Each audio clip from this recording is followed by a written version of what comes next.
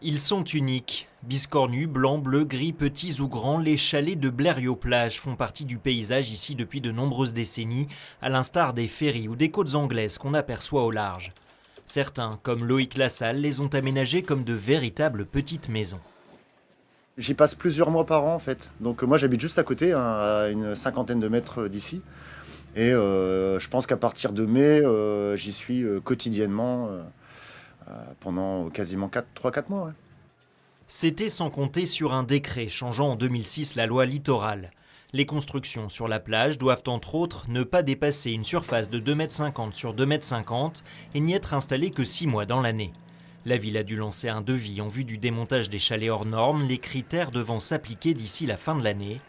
L'association des chalets Castor voit pourtant un intérêt écologique à ces propriétés.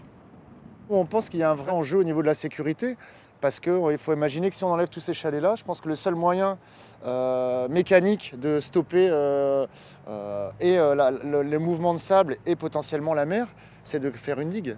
Les résidents de la plage blériotine dénoncent aussi un projet économique derrière la destruction annoncée. Ça permettra à la ville d'avoir une concession de 15 ans pour pouvoir exploiter la plage et mettre des commerces. Nous, on estime que c'est un patrimoine historique et puis il y a aussi un patrimoine qui est matériel mais qui est aussi immatériel parce que ces chalets racontent beaucoup d'histoires. Une question d'image qui impose une rénovation massive et urgente des chalets. Car dans cette course contre la montre, chaque grain de sable compte.